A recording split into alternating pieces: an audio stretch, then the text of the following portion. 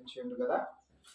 ఇప్పుడు నిన్న వారం రెండో గురువారమా కదా, మంచి అవకాశాన్ని ఇచ్చిండు. మరి నూతన సంవత్సరంలో మనం 2025 నుంచి 2026లో ప్రవేశించిన మనకి ఏం కావాలి? ఇంకా దేవుడి దగ్గర నుంచి ఏం కావాలి? సంపాదన కదా, ఆయురారోగ్యమా, సిరి సంపదల, పేరు ప్రతిష్టల కదా. ఆయన ఏమంటాడంటే మీకు జ్ఞానము కొదవగున్న ఎడల నన్ను అడుగుడి కదా. జ్ఞానం ఎక్కడ దొరుకుద్ది? హల్లెలూయా. చూడు 2వ వచనం చూడు. నా సహోదరులారా మీ విశ్వాసమునకు కలుగు పరీక్ష, మీ విశ్వాసమునకు, ఇక్కడ ఏమంటాడు? మీ విశ్వాసమునకు, నా విశ్వాసమునకు, మీ విశ్వాసమునకు కలుగు పరీక్ష. నా సహోదరులారా అంటే నా అన్నతమ్ముళ్ళారా, నా అక్క చెల్లెళ్ళారా, నా తల్లిదండ్రులారా, నా తండ్రులారా, నా అన్నలారా, నా తమ్ముళ్ళారా అని భావం కింద ఇవన్నిటిని ఏమైస్తుందంటే నా సహోదరులారా. ఒక కుటుంబం అంటే అందరు ఉంటారు అన్న, అట్లే సహోదరులు అంటే కూడా అందరు ఉంటారు. అందరించి ఇక్కడ మాట నా సహోదరులారా మీ విశ్వాసమునకు కలుగు పరీక్ష, మీ విశ్వాసమునకు కలుగు పరీక్ష ఈ 2026లో ఓర్పును పుట్టించునని ఎరిగి మీరు నానా విధమైన శోధనలో పడినప్పుడు అది మహానందమని. హల్లెలూయా. శోధనలో ఉన్నావా? దుఃఖంలో ఉన్నావా? కష్టంలో ఉన్నావా? వేదనలో ఉన్నావా? అయ్యో కుటుంబ పరిస్థితులా, అయ్యో అందరి మధ్యల పరిస్థితులా, వేదనతో బిడ్డలతో కావచ్చు, భార్య భర్తల మధ్యలో కావచ్చు, శోధనలో ఉంటే నువ్వు ధన్యుడివి ధన్యురాలు అని దేవుడు సెలవిస్తున్నాడు. మహా ఆనందం అని. ఏంటయ్యా ఆనందము? దుఃఖాలు ఉన్నానయ్యా. ఏం ఆనందమయ్యా? భర్త చూస్తే ఇట్లా, పిల్లలు చూస్తే ఇట్లా, బయట సమాజం చూస్తే ఇట్లా, అయ్యా నా కుటుంబంలో పరిస్థితి తారుమారైపోతుందయ్యా. దేవుడు అంటున్నాడు, అటువంటి వారితో అంటున్నాడు మహా ఆనందం అని ఆనందించుడి, సంతోషించుడి. ఎప్పుడు సంతోషించాలి? మనం ఈ భూమి మీద ఎప్పుడు సంతోషించుతాము?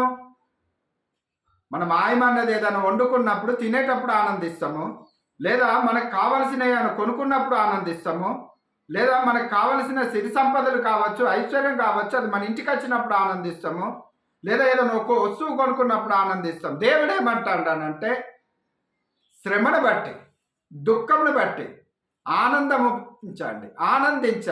ఎవరు ఆనందిస్తారు? అది ఓర్పును పుట్టిస్తుందా అట. దుఃఖంలో ఓర్పు ఉంటుందా? ఉంటుందా అమ్మా? ఉంటుందా? చూడండి మళ్ళీ ఒకసారి అదే మాట. నా సహోదరులారా మీ విశ్వాసమునకు కలుగు పరీక్ష ఓర్పును పుట్టించునని ఎరిగి మీరు నానా విధమైన శోధనలో పడినప్పుడు అది మహానందము. హల్లెలూయా. దేవునికి స్తోత్రం కలుగును గాక. ఈ రోజు మీకు కలగపోయే ఆనందము మహా ఆనందం అట. నాకు కలగపోయే శోధన నుంచి మహా ఆనందం అని నేను కూడా అనుకోవాలి. అవునమ్మా.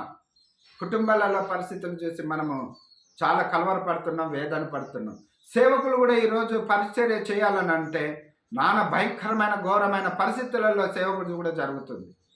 మరి ఇలాంటి సేవ జరిగేటప్పుడు వారు దేని కొరకు చేస్తున్నారో అది అర్థం కాని పరిస్థితిలో జనాలు అర్థం చేసుకోలేని పరిస్థితి. ఒక సేవకుడు ఒక గ్రామానికి వెళ్ళాలన్నా కూడా రావాలన్నా కూడా మహా భయం ఆందోళన కలుగుతుంది. ఎవరి వల్ల అంటే అన్యుల్ని బట్టి కాదు, దేవుని నమ్మిన వారిని బట్టే దేవుని బిడ్డలకు అన్యాయం జరుగుతుంది, అవమానం జరుగుతుంది. దేవుని తెలియని వారు అవమానపరుస్తున్నారని అంటే దేవుణ్ణి తెలిసిన వారి దగ్గర, దేవుణ్ణి ఆరాధిస్తున్న వారి దగ్గర ఏం లేదంటే ప్రేమ లేదు, ఓర్పు లేదు, సహనం లేదు, ఐక్యత లేదు. అన్నిటికైనా మిన్నది ఏదైనా జ్ఞానము లేదు. అవునా? ఈ రోజులలో క్రైస్తవులు ఒకరినొకరు ప్రేమించుకుంటున్నారా? అభిమానించుకుంటున్నారా? ఒక క్రైస్తవుని చూస్తే ఒక క్రైస్తవుడు ఈయన మన సంఘస్థుడు కాదు. దేవుడు ఒక్కడే, మళ్ళీ ఆత్మ ఒక్కడే, శరీరం ఒక్కటే, జీవం ఒక్కటే, పునరుద్ధానం ఒక్కటే. ఎన్ని భేదాలు ఉన్నాయి చూడండి. అందరించి నా సహోదరులారా కదా. కిందికి రామ్మా. మీరు ఆ, సంపూర్ణులను ఆ, అనునాములను ఆ, ఏ విషయంలోనైనాను ఆ. కొదువు లేని వారువై ఉండునట్లు ఏ విషయంలోనూ కొదువు లేని వారువై ఉండునట్లు చదువు ఇప్పుడు చదవమ్మా. 4వ వచనం. మీరు మీరు సంపూర్ణులను సంపూర్ణులను అనునాములను ఆ, ఏ విషయంలోనైనాను ఆ, కొదువు లేని వారునై ఉండునట్లు ఆ. ఓర్పు తన క్రియను కొనసాగింపనీయుడి. ఓర్పు తన క్రియలను కొనసాగించుడి. సంపూర్ణులై ఉండే. సంపూర్ణులు అంటే ఎట్లా? కక్ష ఉండదు, దేశం ఉండొచ్చు, ఎదుటివారి విషయంలో ప్రేమ, ఓర్పు, మనకు కలగపోయే అది శ్రమను బట్టి. మనకి శ్రమ కలిగినప్పుడు మనం ఎవరిని నిందిస్తాం చెప్పండి? ఫస్ట్ దేవుని నిందించము, దేవుని నిందించము. మనం ఎవరినైతే గిట్టమో ఫస్ట్ వారిని నిందిస్తాం. వాళ్ళ ఏడిపే నా ఇంటి మీద ఉందంటాం, వాళ్ళు చేయబట్టే ఇట్లా అవుతాను అని అంటాం కదా. ఒకరినొకరు ఎవరు చెడపరు. వాస్తవం చెప్పాలంటే ఒకరినొకరు ఎవరు చెడపరు.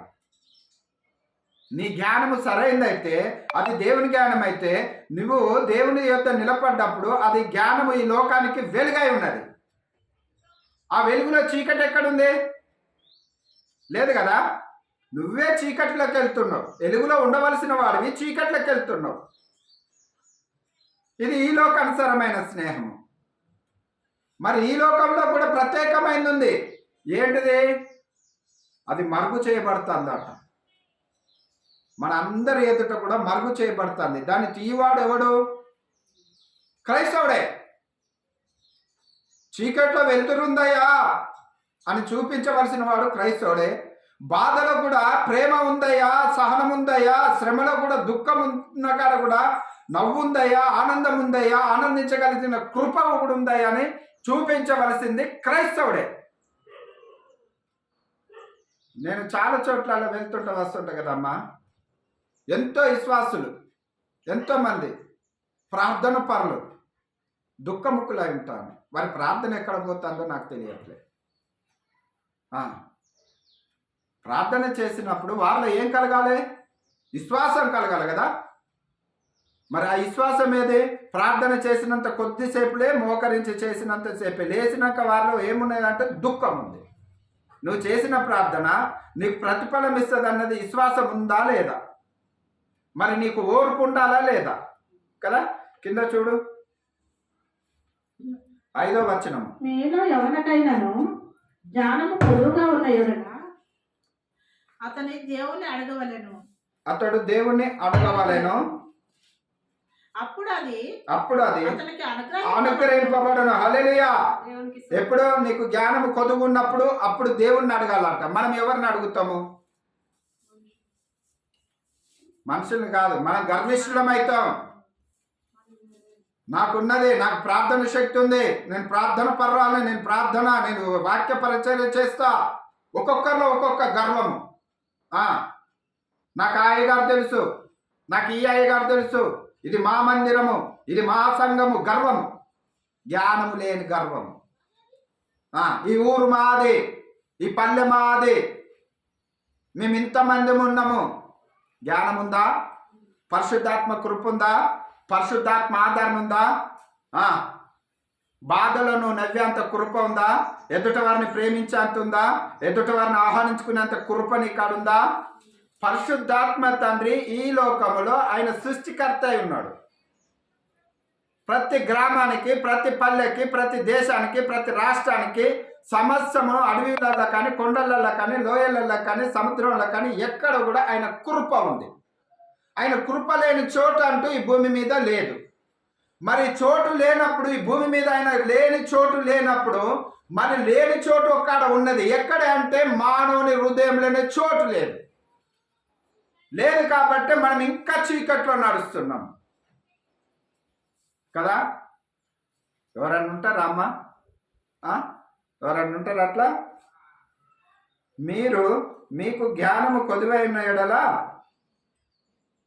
దేవుణ్ణి అడుగుడు కదా.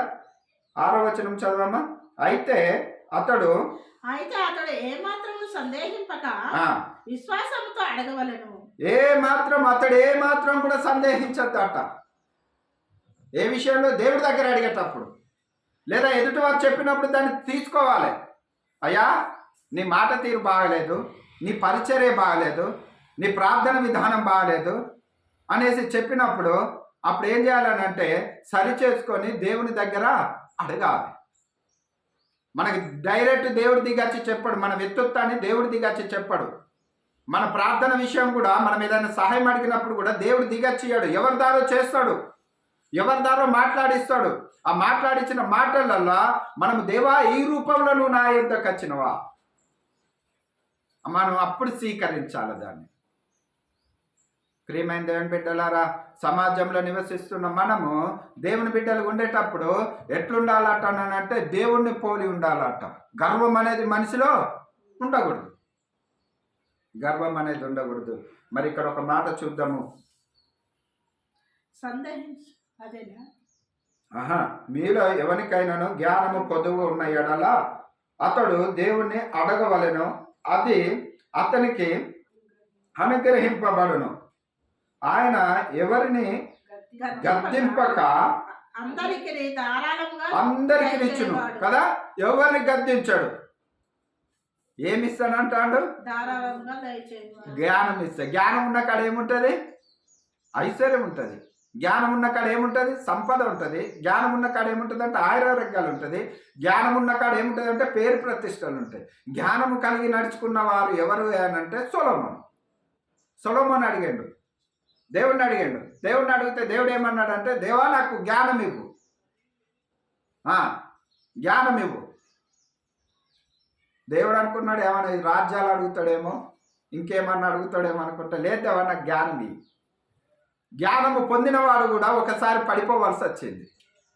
జ్ఞానము దేవుడి దగ్గర నుంచి పొందినవాడు కూడా, రాజు యొద్ద ఉన్నవాడు, ముఖాముఖిగా రాజుతో నడిచినవాడు, రాజ్యాలు ఏలినవాడు సొలొమోను కూడా మందిరాలు కట్టినవాడు, ఎన్నో కార్యాలు భూమి మీద చేసినవాడు, అద్భుతంగా ఆశ్చర్యకరంగా నడిచినవాడు కూడా పడిపోవలసి వచ్చింది. ఎందుకనంటే ఒక్కొక్కసారి మన గర్వం అనేది ఆ రీతిగా పడగొడుతుంది.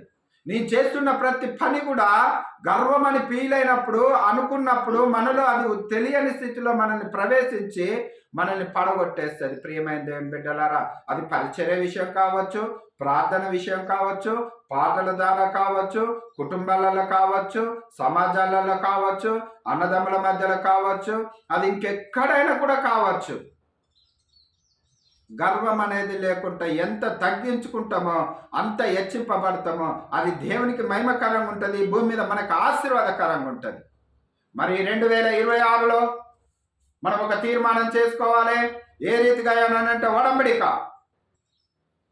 వాగ్దానాన్ని బట్టి మురిచిపోతున్నామేమో, కానీ ఆ వాగ్దానం నాలో నెరవేర్చాలని అంటే జ్ఞానము కావాలి. జ్ఞానము ఇత్తులై నడుచుకోవాలి. శ్రమ కలిగినప్పుడు ఆనందించాలంటున్నాడు.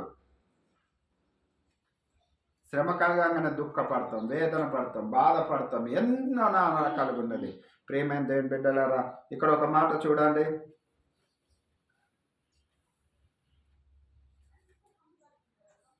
ఇదే మొదటి అధ్యాయము 19వ వచనము.